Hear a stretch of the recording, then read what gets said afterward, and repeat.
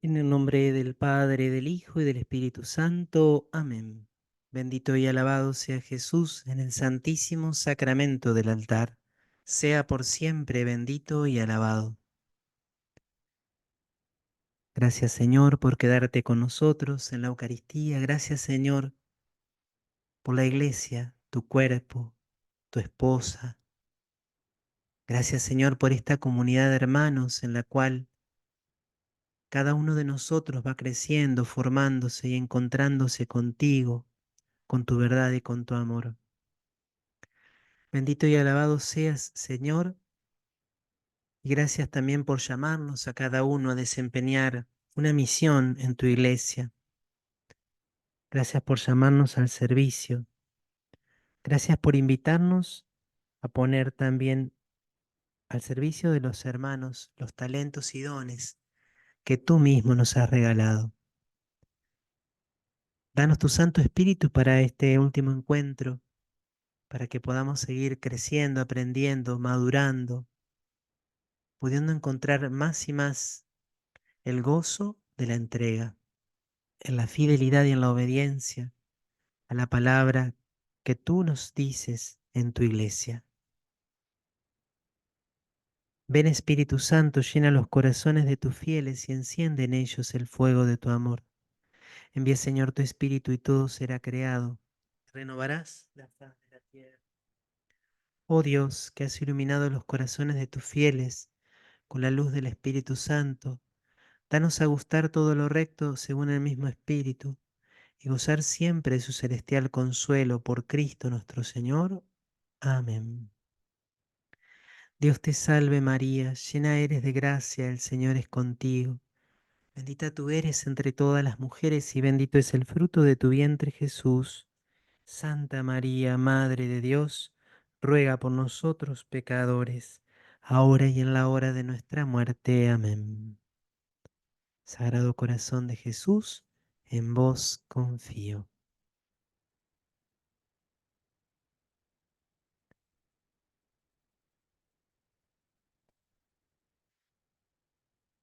Bueno, muy, pero muy buenas tardes para todos. Bienvenidos a este nuestro séptimo encuentro del taller Cantando Lleguemos hasta él, buscando la zona más fresca de la casa, por eso el cambio de escenografía, aunque tampoco lo logro en gran medida, pero bueno, hay un poco de ruido porque están los albañiles, así que me disculparán si se escucha por ahí que están cortando alguna cosa. Tenemos para hoy un encuentro con bastantes temas y sobre todo muy concretos. Ya hemos como agotado, en cierto modo, la parte doctrinal del curso y ahora nos enfocamos más en la parte pastoral, ya desde los últimos dos encuentros. Pero van a ver que este encuentro especialmente es eminentemente práctico. No obstante, todo lo que vamos a decir tiene como sustento la parte teórica o la parte doctrinal, las enseñanzas que recogíamos de la escritura, de la tradición y del magisterio de la iglesia. Espero que esto se pueda advertir.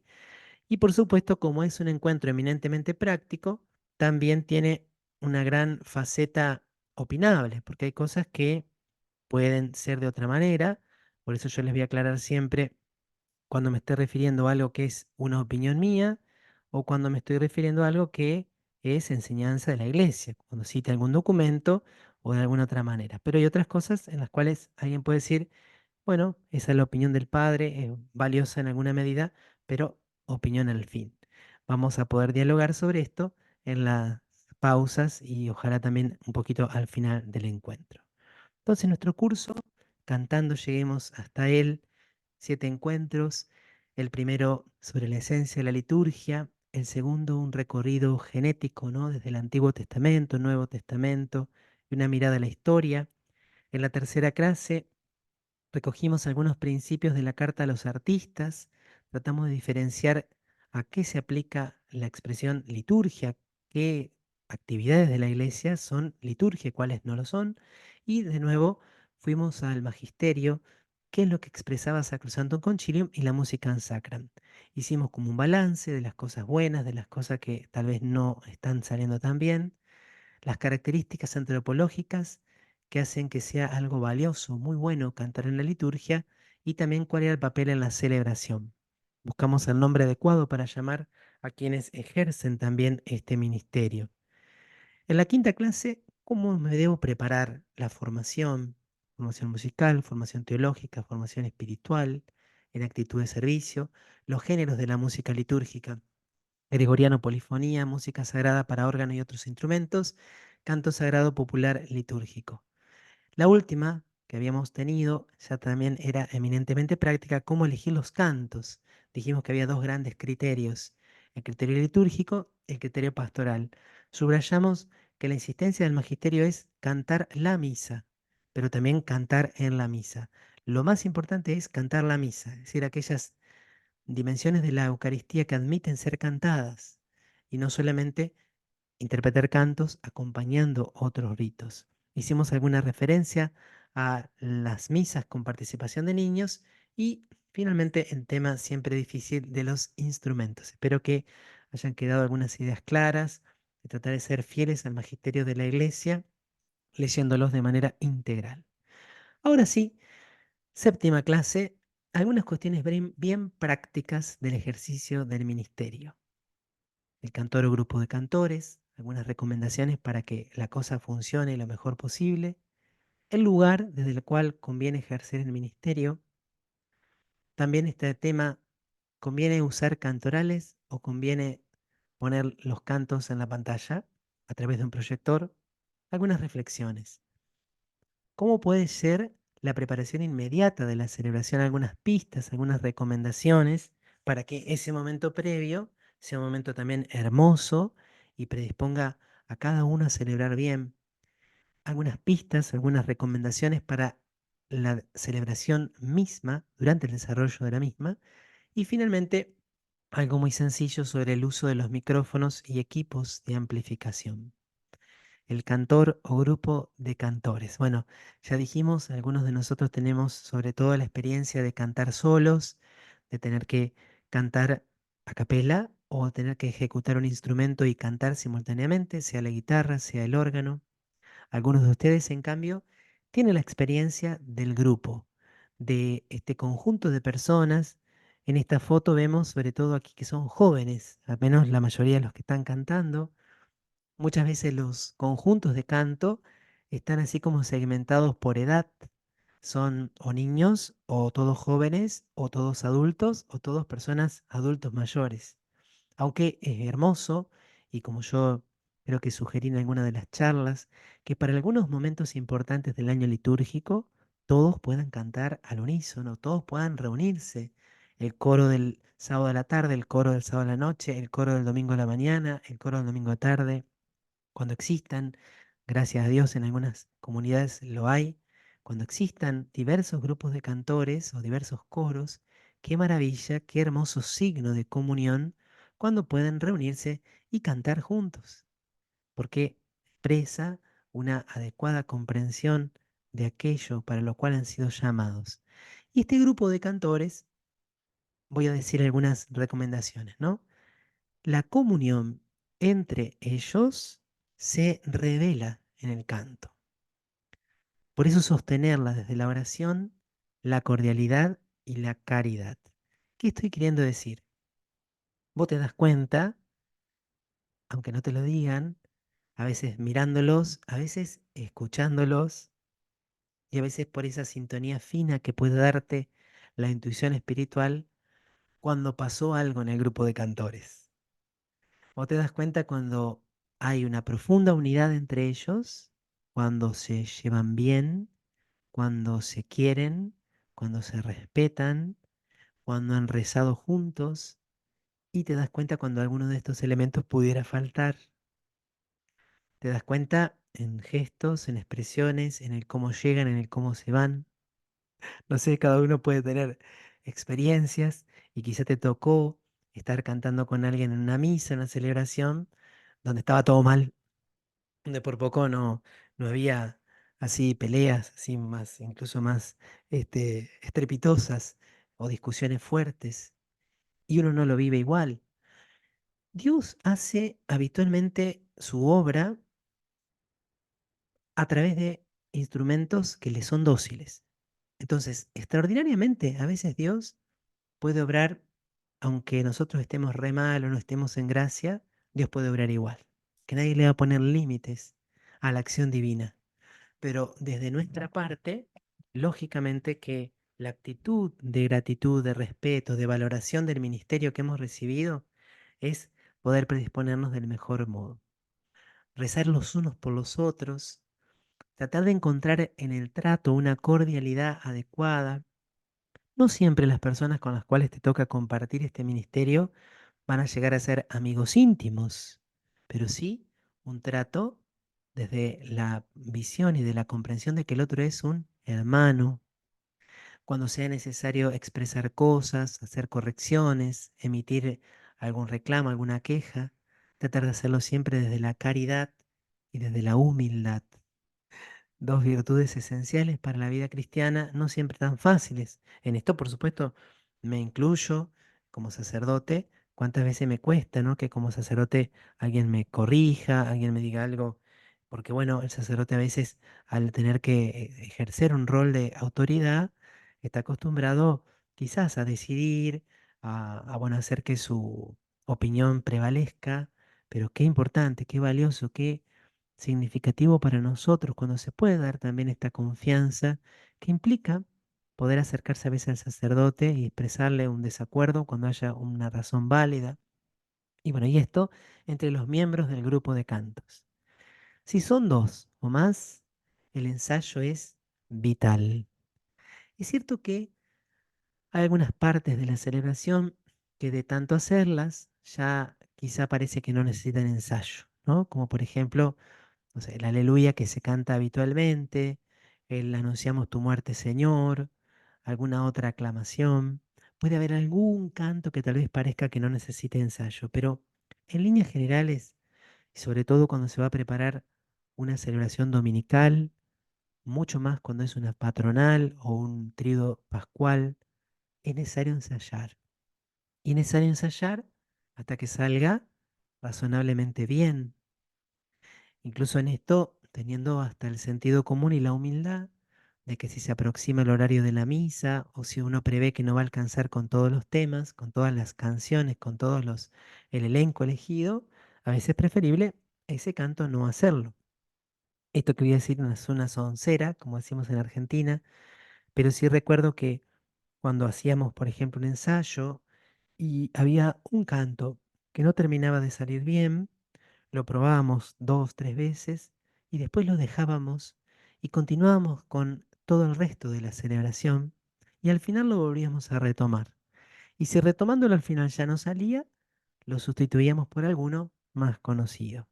Digo esto porque también he tenido la experiencia de que a veces en un canto que no sale tan bien, si uno se detiene y dice, no, no, no, hasta que no salga no nos vamos de acá, finalmente puede pasar que la gente tiene que empezar a retirarse y ya no hubo tiempo de ensayar los otros cantos que también eran importantes. Quedó el ensayo inconcluso y a veces hasta con esa sensación de mal humor que te surge cuando las cosas no te salen tan bien. Invocar el ensayo siempre iniciar el ensayo llamando al Espíritu Santo, con una oración vocal, con una canción también, por supuesto. Creo que esto es un hábito frecuente ya, pero nunca hay que dejarlo, nunca tenemos que darlo por supuesto. El servicio ha de estar inspirado en la caridad y la persona, amor, es el Espíritu Santo. Ven Espíritu Santo, ven y tráenos luz, tráenos humildad, tráenos amor.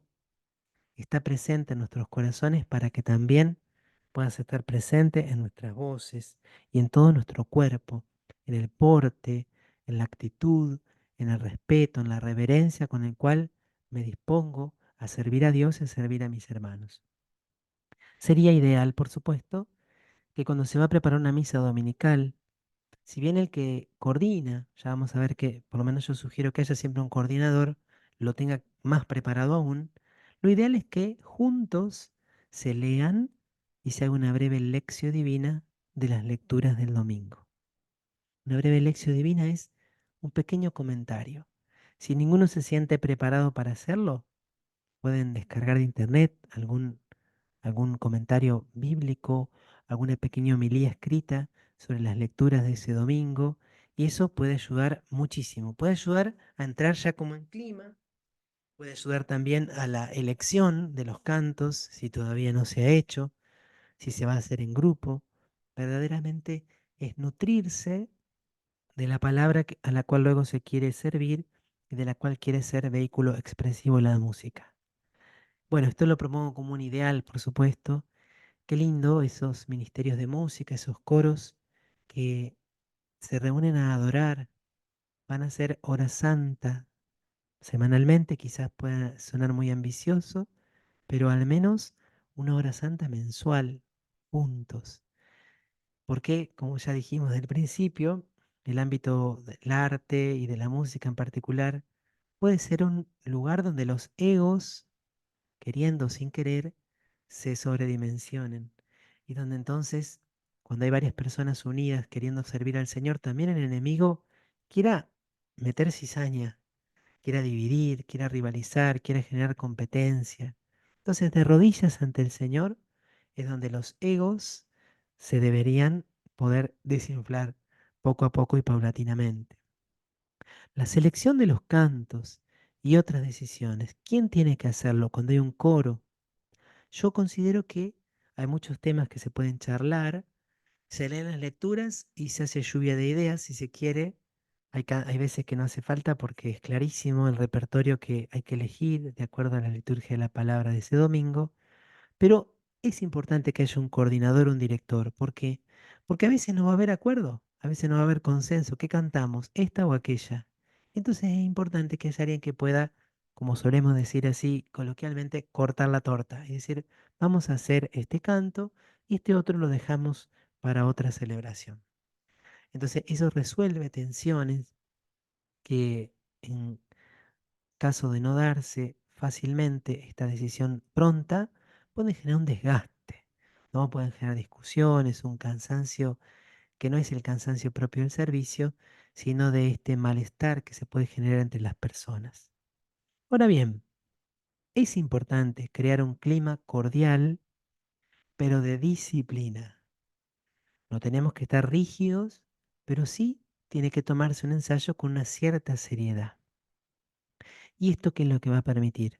Cuando hay disciplina, cuando hay orden, cuando hay alguien que coordina, los ensayos tienen una duración moderada, no más extensa de lo necesario, y el tiempo es bien aprovechado. Esto también evita el desgaste, ¿no? De hecho, una de las cosas más mm, que a veces desalientan a las personas a participar de algunos servicios, como cantar en un coro en una parroquia, es cuando se va por las ramas o se empieza a dar un clima de mucho desorden, de conversaciones que a veces pueden ser hermosas, pero que no permiten avanzar en el ensayo. Entonces, lo ideal es primero ensayar con orden, con disciplina, y luego, una vez que se ha finalizado el ensayo, conversar, dialogar, compartir, estar en esta charla que puede ser también muy, pero muy rica. Cuando hablamos de esta relación de cordialidad, es evidente que no se está pidiendo una relación meramente técnica o formal. Puede haber encuentros para comer, encuentros para ir a pasear, encuentros para ir al cine, para un montón de espacios recreativos, pero tiene que haber en el ensayo una cierta disciplina. Y de nuevo, junto con el tema de la selección de cantos, estaba esta necesidad del registro, registrar los cantos, idealmente para todo el mes. ¿Dónde se tienen que ubicar aquellos que van a cantar en la Santa Misa? Dice Musican Sacram, no puse el número, pero es una cita textual. Los cantores, teniendo en cuenta la disposición de la iglesia, sitúense de tal manera que A. Aparezca claramente su función. ¿Y qué quiere decir esto que aparezca la función? Que forman parte de la asamblea de los fieles y que realizan una función peculiar.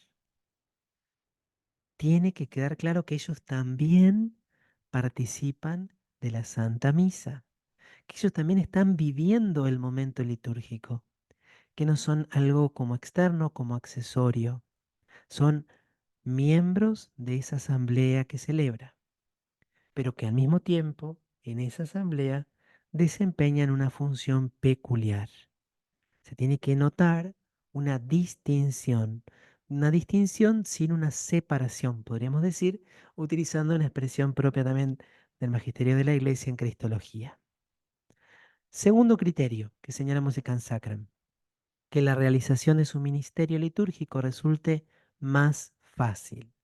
O sea, hay una dimensión prioritaria que es, por decirlo así, litúrgica, simbólica, están dentro de la asamblea, pero tiene una función. La segunda es eminentemente funcional y práctica. Tiene que ser fácil realizar su ministerio. Ya vamos a poner ejemplos de esto. Y el tercer criterio es que a cada uno de sus miembros le resulte asequible la participación plena en la misa, es decir, la participación sacramental. ¿Y qué quiere decir esto? Que los miembros del Ministerio de Música puedan comulgar. Es un tercer criterio a la hora de pensar dónde ubicar a los cantores. Entonces, ¿qué valor tienen estos lugares que llamamos coro? Aquí tienen la foto del coro de la catedral. Recuerden que coro puede designar al conjunto de cantores o puede designar también el espacio físico destinado para ese conjunto de cantores. Algunos llaman a este el coro alto para distinguirlo del coro bajo, que es ese coro de los canónigos, que por ejemplo en la Catedral de La Plata o en iglesias monacales son esas dos hileras de bancos como una especie de platea que están enfrentados unos a otros. Este lugar, por supuesto, que vinculado en muchas iglesias antiguas al lugar donde está el coro, perdón, el órgano de tubos, tiene ventajas. ¿Cuáles son las ventajas de que los cantores se ubiquen ahí arriba? La primera es que tienen su sitio propio, que destaca su función. Un lugar propio donde la función queda clara. De alguna forma nos decía, recuerdo nuestro profesor de liturgia, que cuando uno entra a una iglesia, si la iglesia está bien diseñada, al ver los lugares, ya uno tiene como una especie de catequesis. Por ejemplo, si ves un altar hermoso, y es lo más hermoso o casi lo más hermoso de la iglesia después del sagrario, vos te das cuenta que el altar es importante. Si el altar es de mármol y el ambón es un atril de hierro forjado, tal vez ese ambón no está simbolizando con tanta nitidez la importancia de la palabra de Dios. Si vas a una iglesia y no hay confesionario, no hay un lugarcito para las reconciliaciones, tal vez alguien que está como desprevenido puede decir, el sacramento de la confesión no es tan importante. Ahora, si hay un confesionario del estilo que fuera, que se ve y se claramente distingue del resto, eso es un mensaje para la asamblea. Bueno, estos coros altos en ese sentido expresan de manera estable a cualquier persona que entra a una iglesia que hay un ministerio del canto. ¿M? Segundo, ubicarse allí, vamos a decirlo, allí arriba, les permite a ellos pasar más desapercibidos, porque no se los ve, porque la asamblea los escucha, pero no ve sus movimientos, no ve los gestos del director, y en ese sentido les es más fácil cumplir su ministerio, porque se transforma en un servicio.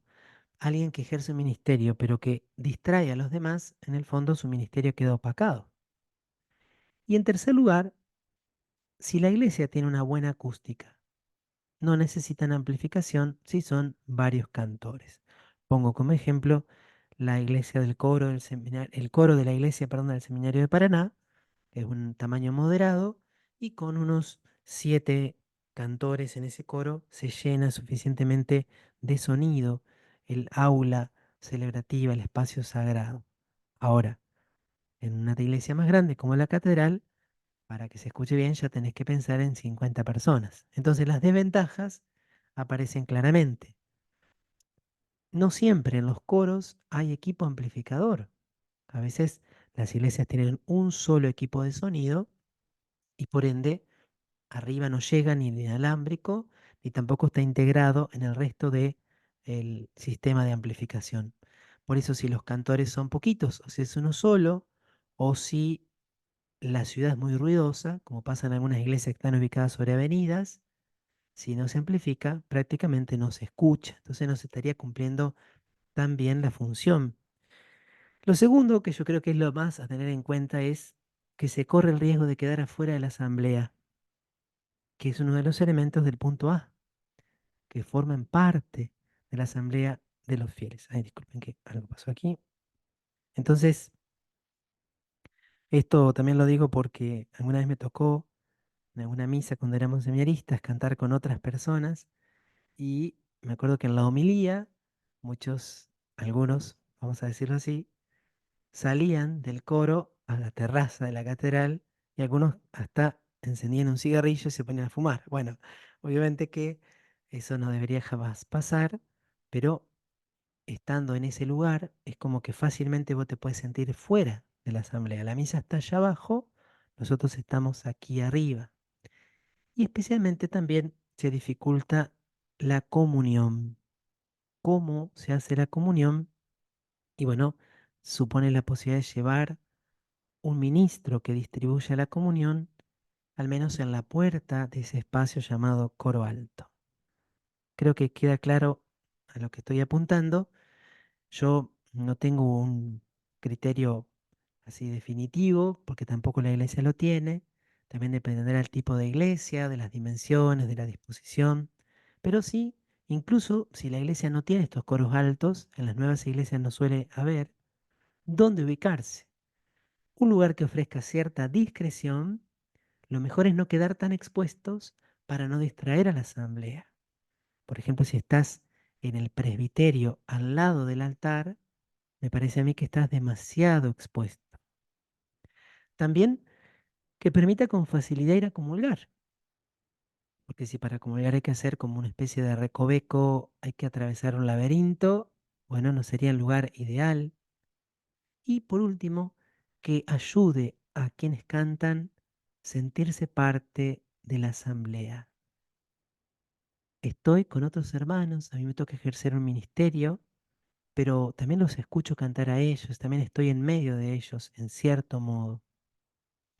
Los que cantan, esto es clave, nunca deben tener la sensación de estar en un escenario, sino en el seno mismo de la asamblea, aunque un poquito destacados.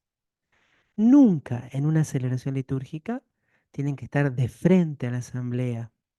Siempre deben estar mirando al altar. En esto se diferencia, por supuesto, con otros ambientes muy legítimos, como puede ser incluso en un grupo de oración. A veces los mismos que tienen a cargo el Ministerio de Música son animadores de la asamblea, son predicadores o van intercalando prédicas.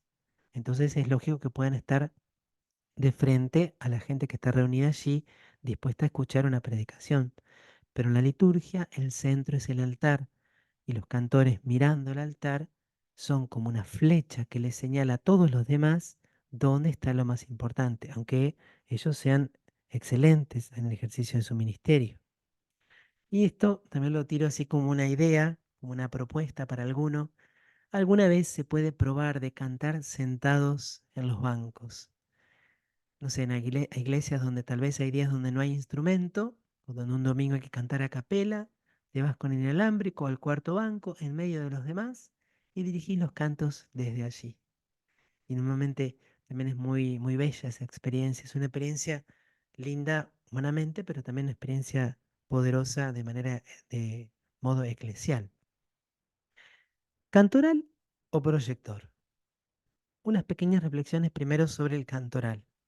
Los cantorales en manos del pueblo son una creación moderna. Obviamente que durante prácticamente los primeros 15 siglos la gente no tenía en la mano un libro de cantos cuando iba a la misa. Primero porque tenían una enorme memoria. Segundo porque obviamente no había imprenta. La imprenta se inventó, recordemos, se atribuye a Gutenberg a mediados del siglo XV.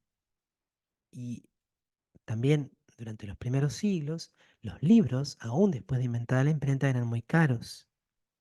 Sí, existen desde muy antiguo también volúmenes que contenían textos y melodías y que estaban sobre todo en los monasterios y en las catedrales. Recordemos que uno de los hitos que llamamos canto gregoriano es esa recopilación de antífonas que hizo Gregorio Magno, y las recopiló y las editó con los medios que tenían en aquella época. Pero recuerden que era todo a mano y con soportes muy, pero muy costosos. Entonces, en los monasterios, allí vemos a la imagen de arriba a la derecha, estos monjes cantando y leyendo juntos un gran libro. Y busqué en internet a ver si alguno de esos grandes libros existían y me apareció esta imagen de abajo. Espero que no esté hecha con inteligencia artificial, no la pude chequear, pero que expresa más o menos el tamaño que tenían esos volúmenes para que muchos monjes juntos puedan leer aquellas partes que no tenían memorizadas, ¿no? Esto probablemente se ha hecho posteriormente, quizá a modo de mantener una costumbre en un antiguo monasterio, ¿no? Pero bueno, para que podamos entender cómo era hasta hace quizás 5 siglos y los cantorales aún más recientemente. Ahora bien, el cantoral litúrgico a mí me sorprende un poquito porque el misal romano lo llama el folleto de cantos, ¿sí? Como que le da poquita importancia, como si fuera un folleto. Pero algunos que aman el canto litúrgico dicen que en realidad el cantoral es un libro litúrgico, como el misal, el leccionario o el evangeliario, sobre todo cuando ha sido objeto de un atento discernimiento, cuando se han pensado qué cantos, es decir, qué melodías, qué letras se van a aprobar para ofrecerlas a todo un país o a un conjunto de países. Ese libro merece, como decíamos la otra vez, ser editado tapa dura, con color rojo, con papel Biblia, con cintas indicadoras, como lo son todos los demás libros litúrgicos. Sin embargo, el misal dice el folleto de cantos. El cantoral litúrgico por antonomasia, ¿cuál es? El gradual romano, que contiene las versiones gregorianas más importantes y cuya última edición impresa es del año 1974. Y las normas más recientes sí dicen que las conferencias episcopales harán sus propios cantorales. ¿Qué pasa con el proyector? Aquí te pongo unas imágenes que son de una iglesia, que es la Catedral de Resistencia, por favor. Nadie va a entender que sea una crítica a quienes tomaron la decisión, sino para que se visualice, porque tal vez alguno de ustedes nunca vio una iglesia que ya tenga instaladas las pantallas. En este caso son dos pantallas. El proyector tiene muchas ventajas. Es una respuesta práctica, económica. Una vez que vos tenés proyector y pantalla, ya no volvés a gastar. Y eficaz a la escasez de cancioneros. Hoy por hoy imprimir cancioneros tiene grandes costos y además tiene el riesgo de, no sé si les pasa en sus comunidades, en algunas donde estuve pasaba que los cancioneros poco a poco iban apostatando de la fe católica, es decir, se iban de la iglesia y tenías 100 cancioneros a principio de año y al fin de año tenías 96 y al otro año tenías 92 y así o se van rompiendo, o papás por allí llevan a sus hijos pequeños y como están un poco aburridos en misa, se los dan para que se entretengan, aprendan sus primeras palabras en lectura. Sin embargo, y aun cuando reconozco las ventajas, de hecho en alguna parroquia donde estuve he usado también el proyector, en este momento y después de haberlo pensado, creo que es mucho mejor la opción por el cantoral, por tres razones. La primera es para evitar otra pantalla más que invada ahora el diálogo con Dios. Tenemos el gran problema de que las familias se reúnen a almorzar y cada uno está en su pantalla.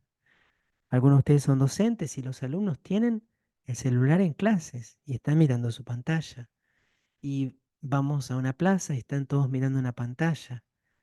Es como muy paradójico que la persona vaya a la iglesia a encontrarse con el amor de los amores y haya otra pantalla y a la cual te indiquen, miren esa pantalla. Si es negativo que en una familia esté prendido el televisor a la hora del almuerzo, de la hora de la comida, o que cada uno esté con su celular a la hora de almorzar o de cenar, me parece a mí que análogamente podemos decir, no está bueno que cuando Dios Padre reúne a sus hijos para este banquete sagrado que es la Eucaristía, estemos también mirando una pantalla. No estoy diciendo que sea pecado, no estoy diciendo que sea delito, ni que sea contrario a la liturgia, porque que yo sepa no hay normativa. Solo estoy expresando mi opinión sobre la temática. La pantalla tiende a convertirse en centro de atención. ¿Por qué? Y bueno, fíjense, en esta iglesia que es muy grande, las pantallas también lo son, y prácticamente las pantallas tienen un tamaño mayor al del altar, o incluso están como tapando un poquitito las imágenes de los santos que están a los laterales. En algunas iglesias que tienen altares más chiquitos o imágenes patronales muy chiquitas, se da una desproporción y visualmente hay un elemento que destaca y que atrae, atrapa la atención de los demás. Por otro lado, ofrece el riesgo potencial de introducir una innovación continua. Y esto en dos sentidos. Aquel que le gusta diseñar, primero va a hacer un PowerPoint solo con fondo blanco y letras negras. Después ya le va a agregar colores a las letras. Después ya le va a agregar algún GIF, alguna animación. Después ya va a poner imágenes. Incluso me decían que en algunas misas con niños ponían muchas imágenes intercalados en los cantos, que a los niños les encantaba. Y es que es lógico que a los niños les encanta ver una pantalla. Esto todos lo sabemos, pero también sabemos de que no es eso lo que nosotros le queremos ofrecer cuando van a la liturgia. Disculpen si en esto pongo un poco de énfasis, no estoy diciendo de nuevo que sea un pecado, que sea un delito, que sea algo antilitúrgico.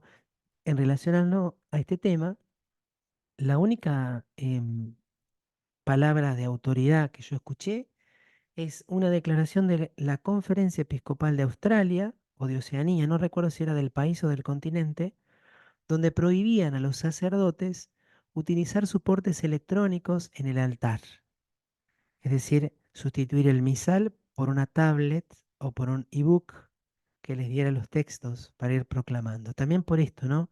Del cuidado que tenemos que tener de que la tecnología y que lo que ofrece como recurso no quiten el realismo de los objetos, que son también objetos sagrados. Eso sería lo más próximo a una, digamos, una palabra autorizada que haya dado la Iglesia sobre el uso de pantallas en el ámbito litúrgico. Lo charlamos seguramente al final. Preparación inmediata para la celebración. No sé si tienen la experiencia o no, todos creo que la tenemos, pero es claro que está muy bueno cuando uno puede llegar unos minutos antes. ¿Para qué? Primero para que las personas que están preparando la misa se queden tranquilos y no lleguen a el momento previo a la celebración con una crisis de nervios, ¿no? Porque, bueno, si te falta un lector, vos llamás a alguien de la asamblea y le ofreces. Te gustaría leer la lectura, el salmo.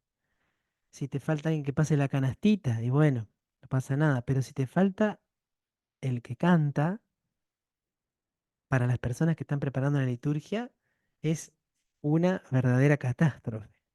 Entonces, es también como un acto de caridad. Obviamente, creo que nadie llega tarde a propósito, pero como que ver lo bueno que es para todo el conjunto que va a cantar, pueda estar los minutos necesarios antes.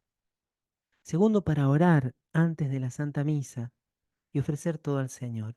Y no es lo mismo si yo puedo pasar 5 minutos por la capilla de adoración o 5 minutos inclinarme y arrodillarme ante el sagrario, que si directamente llego y ya mientras voy caminando tengo que entonar el canto de entrada. También para verificar que estén repartidos los cancioneros y coordinar con el monitor.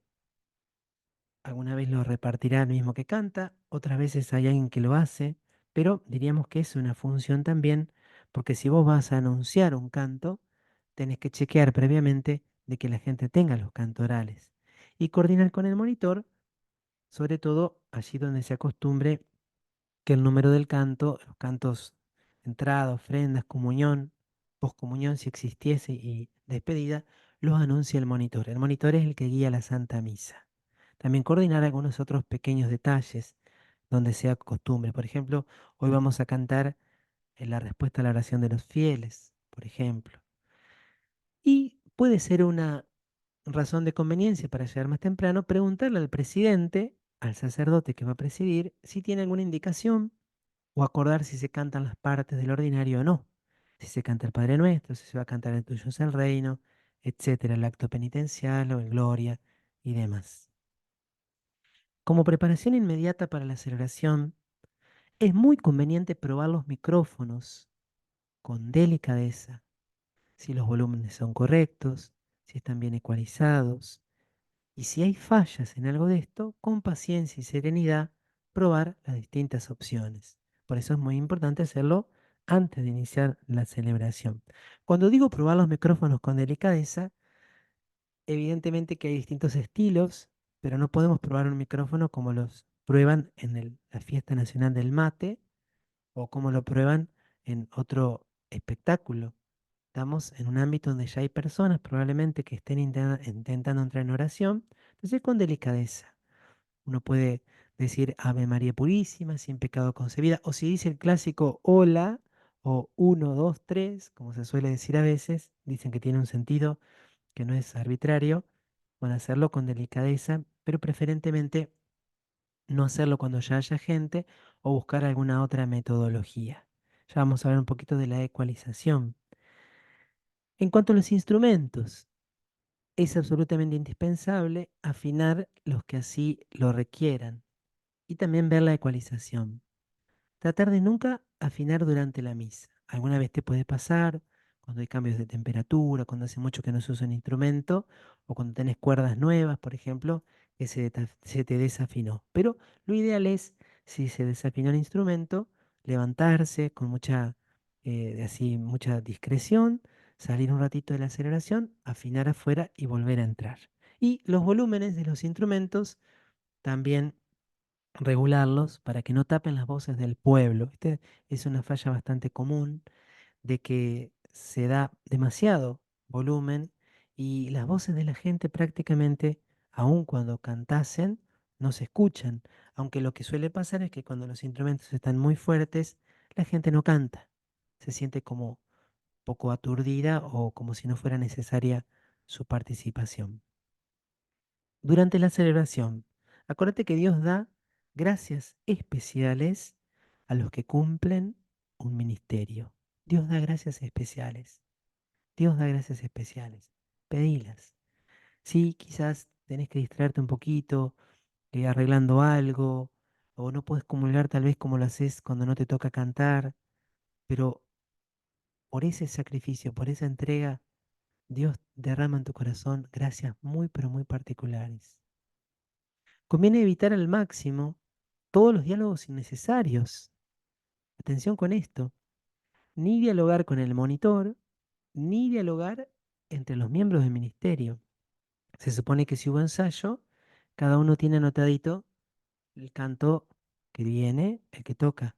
Si no se lo acuerdan, los mismos miembros del Ministerio de Música, cuando se anuncia el canto para toda la asamblea, lo buscan allí.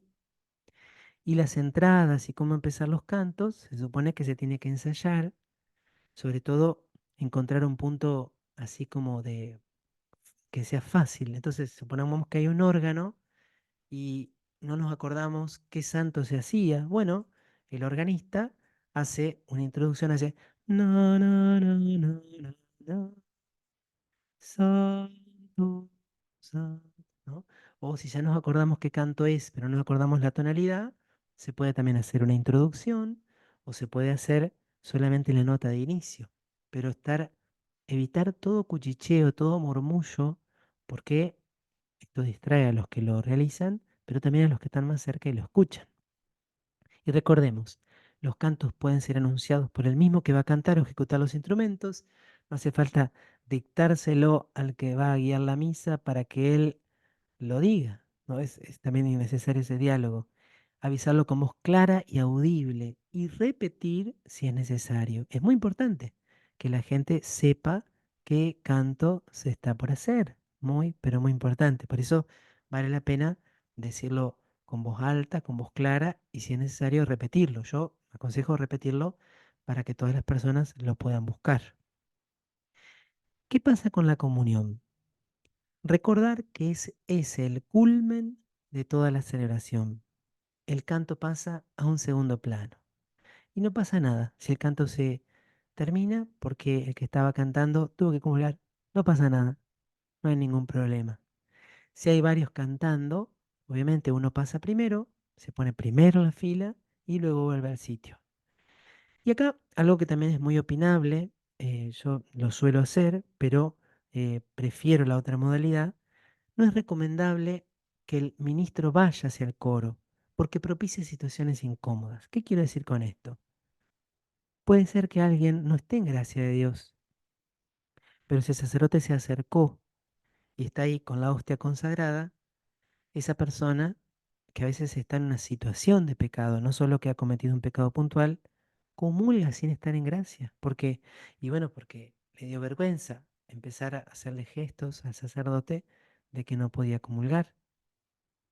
O puede pasar al revés también, que el sacerdote se va hasta el coro y, si no preguntó, tenga que volver sin haber dado la comunión a nadie. Como una situación atípica. Entonces, por lo menos en mi experiencia, y si bien algunas veces llevo la comunión a quien está cantando, creo que lo ideal es que el mismo cantor se ponga de pie y se acerque. Y si el canto se termina, no pasa nada.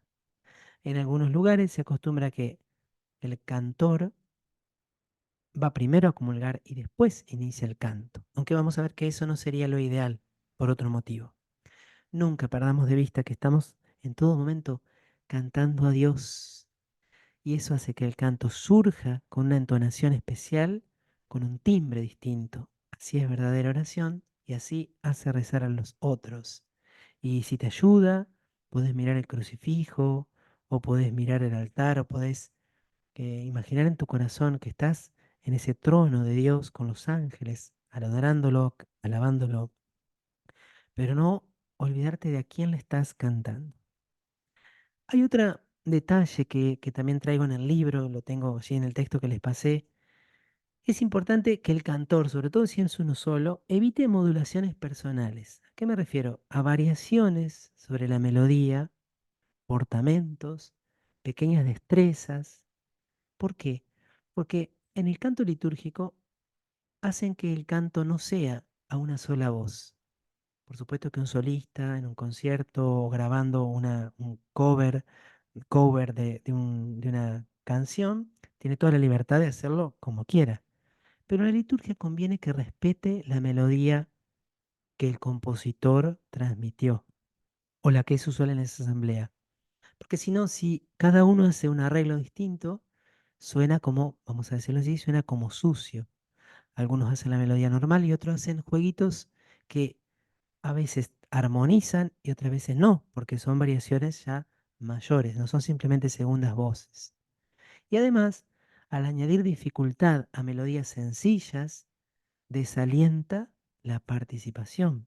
Porque si de pronto yo tengo una canción que es bastante sencilla y clásica en su estructura, pero aquel que la está ejecutando hace variaciones muy elaboradas, yo digo, bueno, no, yo eso no lo puedo cantar.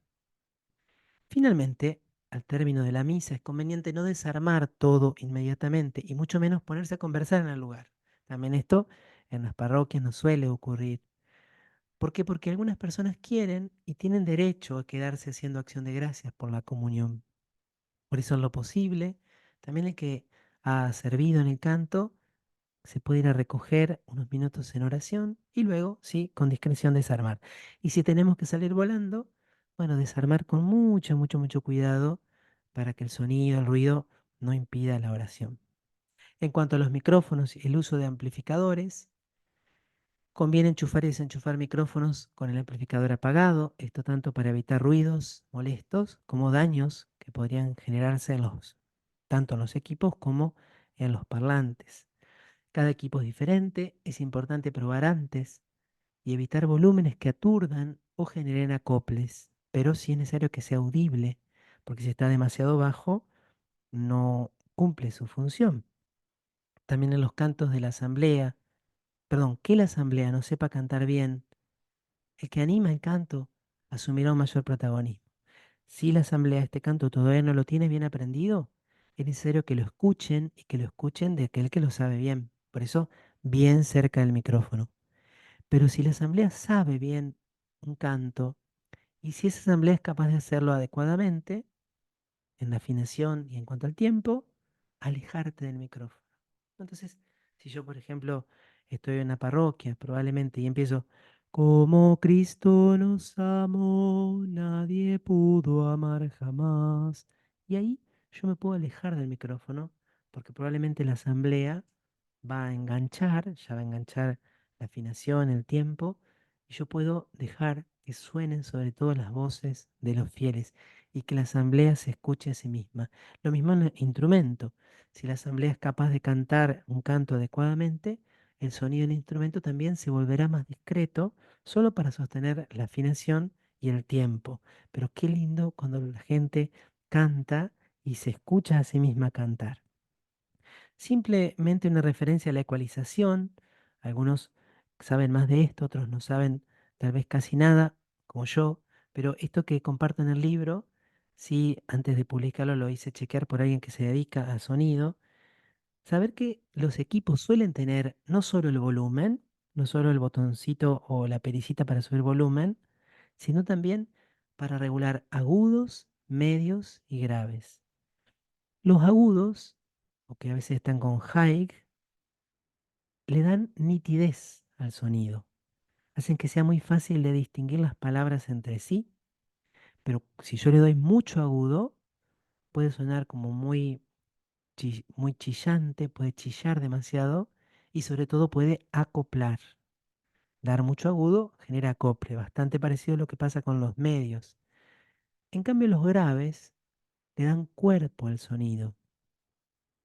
El sonido sale como menos latoso y como más sólido, pero el sonido puede salir poco claro, no se entiende lo que está diciendo, porque tiene poco agudo o porque tiene demasiado grave.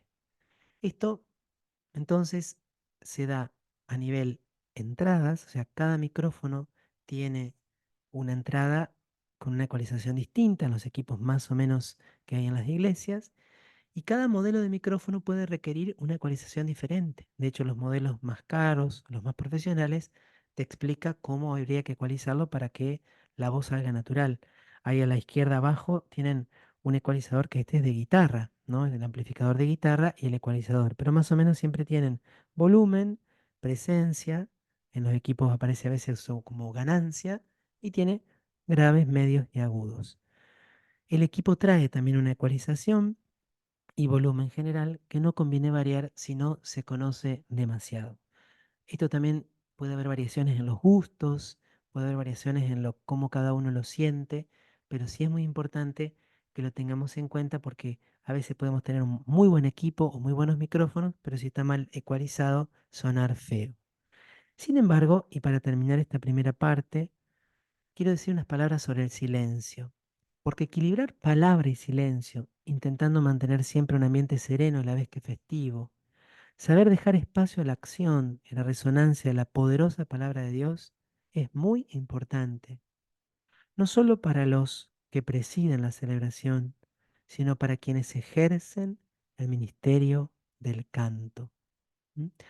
El silencio es como el ambiente que rodea todo el acto litúrgico.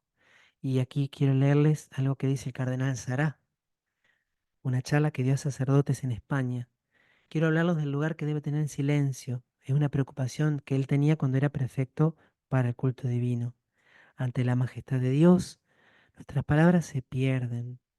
Juan Pablo II veía en el silencio el elemento esencial de toda oración, de actitud de oración, porque decía, el silencio caracterizado por la adoración manifiesta la humilde aceptación de los límites de la criatura de cara a la trascendencia infinita de un Dios que no cesa de revelarse como un Dios de amor.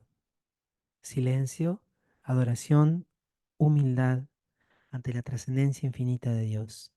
Rechazar ese silencio, impregnado de temerosa confianza y adoración, es como impedir a Dios la libertad de comunicarnos su amor y por tanto de manifestarnos su presencia. Hacer silencio es un acto de humildad. ¿Por qué?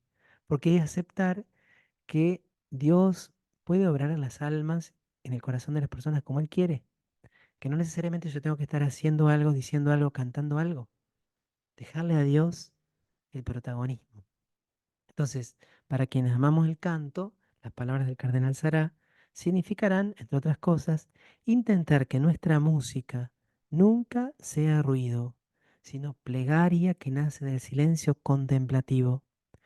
Y este silencio, decía la Oficina de Celebraciones Litúrgicas de la Santa Sede, un documento que yo cito allí en el libro, debe ser recuperado, limitando al mínimo las palabras por parte de quien debe dar indicaciones preparatorias a la celebración: sacerdotes, religiosas dedicadas al servicio, los ministros, deben limitar palabras y movimientos porque están en presencia de aquel que es la palabra. Silencio antes de misa, silencio después de misa y espacios de silencio también dentro de la celebración que están sugeridos también, como vimos, por la instrucción general del misal romano. Creo que en esto tenemos bastante para hacer. Yo lo veo como una deuda, por lo menos en las comunidades donde estoy, donde siempre cuesta que podamos transmitir la belleza de esa dimensión sagrada del silencio.